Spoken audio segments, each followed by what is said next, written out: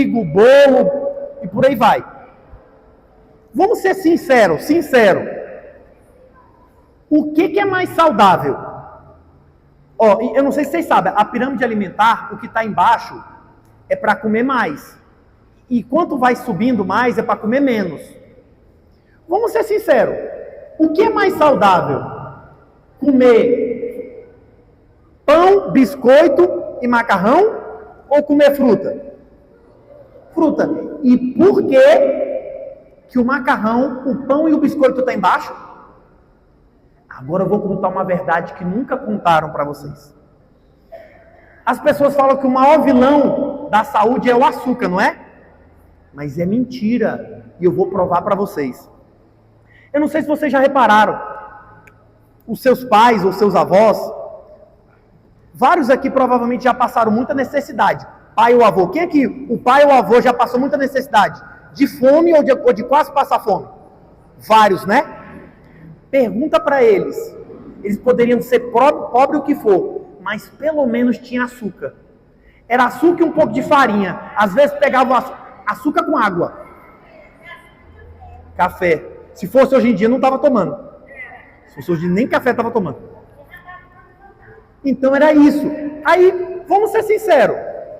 Por que na década de 50, 60, quase não existia gente obesa? Se açúcar, até pobre tinha açúcar. Aí eu quero contar a história para vocês. Na década de 80, um tal de Marshall criou uma teoria. Queria acabar o alimento do mundo. Porque as pessoas, cada casal, em média, tinham 5 a 6 filhos. Então, do jeito que estava caminhando, iria acabar a comida do mundo. Simplesmente, ele falou para os presidentes, para os governadores, vamos produzir mais. Simplesmente, foram produzindo. Na década de 60, cerca de 64 a 66, um homem, ganhou o Prêmio Nobel de Agricultura. Ele fez o grão de trigo ser 8 vezes mais produtivo. Como assim? Num terreno que dava só 1 tonelada, no mesmo terreno começou a dar 8 toneladas de trigo. Aí, na década de... Isso foi descoberto em 64, 66. Começou os Estados Unidos e os outros países a produzir muito trigo. Trigo. Na década de 80, uma mulher criou a pirâmide alimentar. Só que ela criou uma pirâmide alimentar diferente. Como assim? Simplesmente os Estados Unidos entregava muito trigo para a Rússia. Só que teve um problema político, alguma coisa de guerra tal, que eles pararam de produzir para a Rússia. E aquele tanto de trigo que eles tinham ia estragar, ou eles iam ter que vender a preço de banana. Aí o que chegaram nessa mulher e falou assim: moça, deixa eu te falar uma coisa. Sabe aquela pirâmide lá que você criou? Vamos dar uma modificada nela? Vamos colocar o trigo, o pão e o biscoito na parte de baixo? Ela pegou, mudou, foi comprada pela indústria alimentícia e colocou o pão e o biscoito como alimentos que você tem que mais comer. E foi ela que criou essa teoria de 3 em 3 horas. Vamos ser sinceros, os pais de vocês, os avós de vocês, comiam de 3 em 3 horas? Comia quantas vezes durante o dia? No máximo 3 vezes, não era? No máximo 4. Café da manhã reforçado, almoço e a janta, talvez um lanche e a janta, acabou. E a janta ainda era cedo, não era? 6, 7 horas da noite, todo mundo já tinha jantado. E eu pergunto uma coisa para vocês, e por que tudo isso mudou? A indústria alimentícia comprou.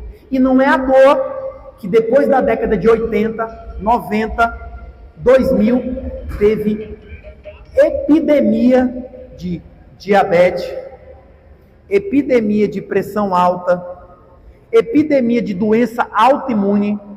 Boa parte das doenças autoimunes é por causa do trigo. 50% das alergias que você não descobre o que é, ou é trigo ou é leite. Eli, qual é o principal alimento mais perigoso? Eu vou colocar do terceiro para o pior. Terceiro alimento pior de todos é o açúcar. Poxa, eu achei que o açúcar era o primeiro. Não, o açúcar é ruim, mas o açúcar não é o primeiro. Terceiro pior alimento, açúcar. Segundo pior alimento, o leite. Eu não sei vocês, se vocês sabiam, mas a vaca, há uns 20 anos, mais ou menos 30 anos, dava, uma vaca só, dava de 4 a 8 litros por dia. Sabe quanto que uma vaca dá hoje? Tem vaca que dá de 40 a 80 litros por dia.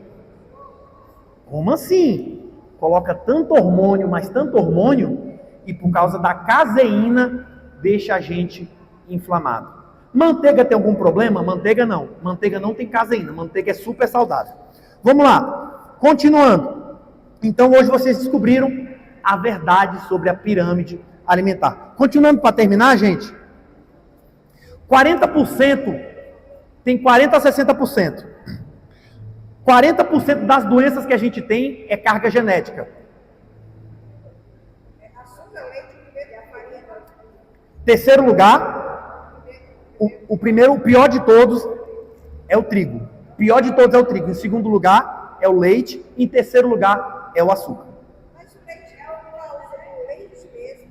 Ou já por causa dos conservantes que a gente compra? É por causa do leite mesmo. Os conservantes pioram. Lógico, se você puder tomar um leite da fazenda, é menos pior. Mas assim, gente, faz um teste. A gente não faz jejum de tanta coisa.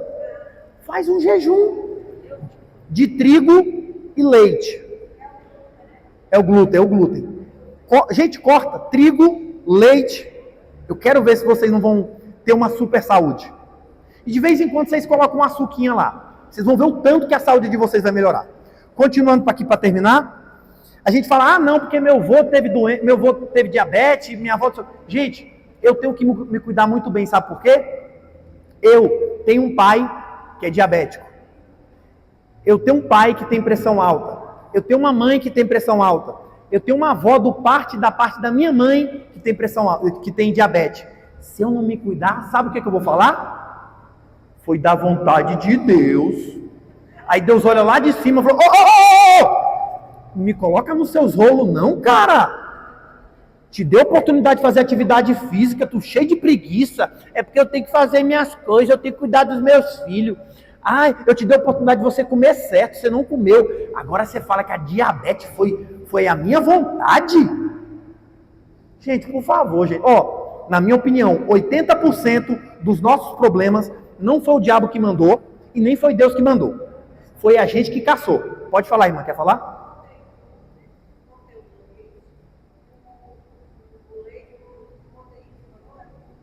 O açúcar.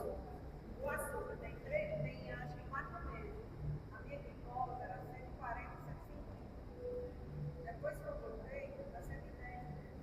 Ótima. Deus curou! Você está entendendo, gente? Tem coisa que é Deus e tem coisa que não é Deus. Diz que não tem na Bíblia que tirar a pedra. Qual é a pedra que tu está tirando? Ou você está sendo a pedra? Às vezes tem vezes que a pessoa está sendo a própria pedra. Continuando aqui, gente, perto para terminar, vamos lá. Quero contar aqui para vocês a história do McCheyne, um grande avivalista, que ele tinha uma mensagem maravilhosa. Ele pregava em vários e vários países, viajava o mundo todo pregando a grande palavra de Deus. E simplesmente, ele tinha um cavalo que levava ele. Todo lugar que ele ia, para as grandes viagens, ele levava o cavalo. Só que ele não tinha tempo de cuidar do cavalo, de dar água para o cavalo, de alimentar o cavalo direito. Até que chegou um momento que ele matou o cavalo dele. E quem era o cavalo dele? O próprio corpo dele. McCheyne morreu com 29 anos, com uma grande mensagem. Mas por não cuidar do templo do Espírito Santo, parou de pregar a palavra de Deus. Será que nós temos cuidado do templo do Espírito Santo? Nós somos embaixadores de Cristo. Quero fazer uma pergunta para vocês. Você conhece uma embaixada que fica mais de 2 anos sem pintar? Provavelmente toda embaixada todo ano pinta. nós temos que parecer embaixada, não só por dentro, mas por fora também. Porque nós somos rodeados de uma tão grande nuvem de testemunhas. Continuando, quero contar a história do Crefeld Dollar. E ele diz: qual é o lugar mais rico do mundo? Qual é o lugar que tem mais riqueza? Nas minas de diamante da África do Sul? Nas minas nos poços de petróleo do Emirados Árabes? No Vale do Silício, nos Estados Unidos, onde tem grande tecnologia? Não. O lugar que mais tem riqueza é no cemitério. Como assim ele no cemitério? No cemitério tinham pessoas que tinham grandes sonhos de escrever um livro, de fazer de empreender, ser um grande empresário, de fazer grandes obras na casa de Deus, só que não tiveram coragem de fazer, força para ir lá e fazer, e morreram com vários e vários sonhos. E o Crefeld Dollar, ele falou o seguinte: eu quando morrer, eu quero ser o homem mais miserável do cemitério, porque tudo que eu tinha para fazer na terra, eu fiz. E eu não fui atrapalho para tudo que Deus tinha para mim, porque eu cuidei da minha saúde. Será que vocês têm cuidado da saúde de vocês? Será que a saúde de vocês tem glorificado o nome de Deus? Ou vocês têm sido mais um igual o mundo aí, que vive, a novidade eu ficou sabendo que a irmã agora está com diabetes? Ixi, a irmã teve AVC. Vamos orar, gente, porque o inimigo está furioso. Inimigo o quê? Gente, o inimigo é ela. Na maioria dos casos, o inimigo é ela. Ô irmã, ora por mim. Meu pai está com diabetes. Meu pai não, meu esposo está com diabetes.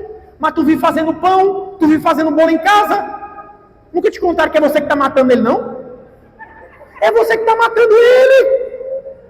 Ou, sabe o que é? Ô irmã, você não sabe um culto de oração, que tem uma oração forte. O inimigo está cirandando na minha casa. Está cirandando nada, é você que é o próprio inimigo. Gente, a gente tem que ter essa lucidez. Vamos lá. Quero contar para vocês, para terminar, a história da Joana. Joana era uma mulher que no princípio Deus tinha uma história muito linda para ela. E no projeto de Deus, Deus queria que Joana pudesse fazer a obra de Deus até os seus 78 anos. Fazer a obra de Deus, pregar, evangelizar, entregar sopão, rolar com seus netinhos. Gente, eu não sei se para vocês é ostentação, mas para mim é ostentação. Uma mulher de 70 anos rolar no chão com os netos, brincar. A minha avó corre, a minha avó brinca comigo. Gente, isso é ostentação. Ostentação não é ter 2 carros, não. Ostentação não é eu viajei para fora.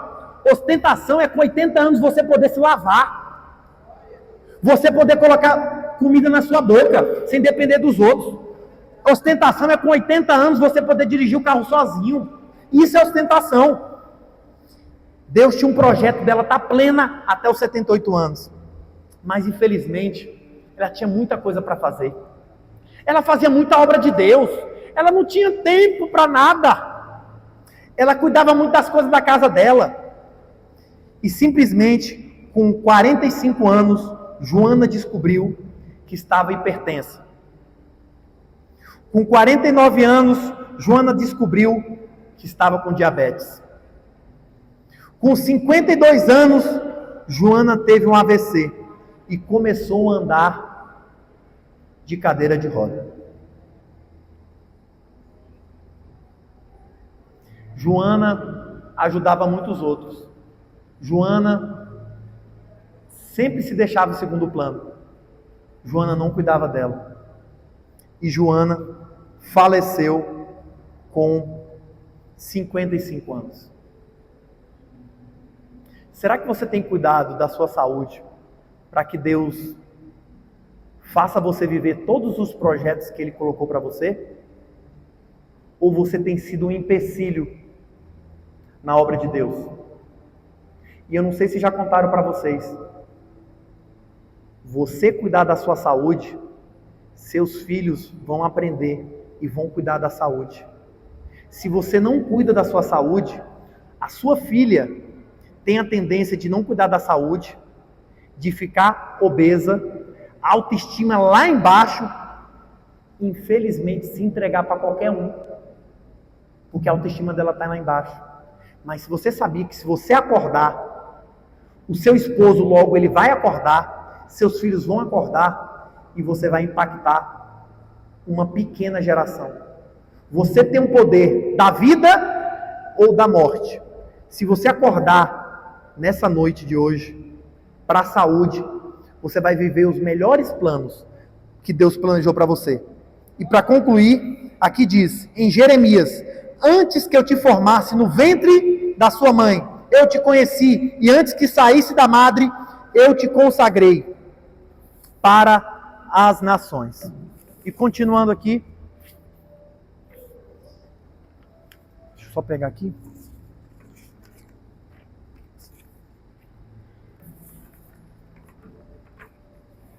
Primeira Coríntios, capítulo 2, versículo 9. Vocês podem se levantar já, tá bom? Pode se levantar. 1 Coríntios, capítulo 2, versículo 9. Mas como está escrito, as coisas que o olho não viu, e nem chegaram ao coração do homem, são as que Deus preparou para aqueles que o amam. Jeremias diz, capítulo 29, versículo 11, porque eu sei que os planos que tenho para vocês, diz o Senhor, são planos de bem e não de mal, para lhe dar-lhe o futuro que vocês anseiam. E eu quero perguntar aqui nessa noite, quem aqui, sinceramente, quer viver tudo aquilo que Deus tem para você? Amém? Todo mundo quer viver tudo aquilo que Deus tem? Que você não seja um empecilho? Que através de você, através da sua mudança de alimentação, mudança da atividade física, a sua família seja curada? Você evitar que um filho seu tenha diabetes porque você se responsabilizou? Eu quero que quem aqui quer mudar de vida, quer ter esse passo de fé, de cuidar da sua saúde e viver todos os planos de Deus, eu quero que vocês venham aqui na frente, que eu vou orar por vocês. Eu nunca vi oração por saúde, né? Mas hoje nós vamos orar por saúde. Vamos orar? Pode colocar um fundo musical aí?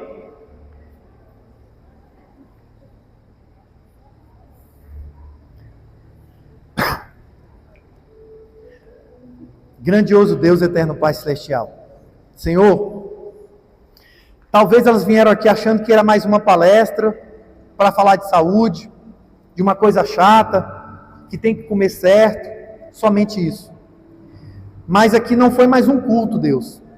Foi um culto que o Senhor marcou, para o Senhor trazer um avivamento na vida delas. Um avivamento através da saúde. Senhor, toda a preguiça, Deus, que vem atrapalhando elas de comerem certo, de beberem água certo, de dormirem direito, de cuidarem delas mesmas, caiam por terra. Deus, traga motivação, Senhor amado. Elas são pilares na casa delas, Senhor amado. Senhor, eu te peço, abençoa, Deus, a tua filha. Senhor, para que ela possa, Deus, ser um canal de saúde, Deus, de bênção, Deus, na família dela, Senhor amado. Enche elas, Deus, com saúde, com vontade, Deus, de se cuidar, Deus. Glorifica, Deus, glorifica o teu nome, Deus, na vida delas, Deus. Glorifica, Deus, que elas possam viver tudo aquilo que o Senhor disse para ela, Deus. Senhor, a partir de hoje, Deus, elas vão começar a se cuidar. Elas vão começar a glorificar mais ainda o teu nome, Deus. O teu nome, Senhor amado. E que através, buscando a saúde, toda ansiedade vai cair por terra. Porque uma alimentação errada traz ansiedade. Senhor amado, uma alimentação errada, falta de atividade física traz depressão. Senhor, liberta elas da depressão, se por acaso for para ter, da ansiedade excessiva, cai por terra, Senhor amado. Que elas tenham uma super saúde, porque elas são princesas do Senhor. Senhor, o Senhor trouxe elas na terra, Deus, para impactar uma geração. E elas não vão ser um empecilho. Cai por terra nessa noite toda a preguiça de fazer atividade física, toda a preguiça de beber água da forma correta, toda a preguiça, Senhor amado, de cuidar da alimentação, de fazer atividade física, de dormir direito, Senhor amado. E daqui logo, em alguns meses, elas estarão aqui contando um grande testemunho. Amém. Amém. Glória a Deus. Eu tenho um presentinho para vocês. Eu não sei se vai dar para todos. Pega aí. Pega um. Vai pegando. As mulheres, viu, gente? Você é mulher. Eu tô falando. Porque vai que os homens pegam, né? Aqui não tem espírito de vasilha, né? Porque tem uns homens que tem espírito de vasilha, né? Ah. O quê? Bom, eu vou só fazer a planta, mas vai pegando aí que eu não posso esquecer da planta. Por aqui, pode ir lá. Pode ir lá, né? Pode ir entregando aí. Gente, rapidinho aqui, para eu mostrar algo para vocês. Enquanto vocês vão pegando,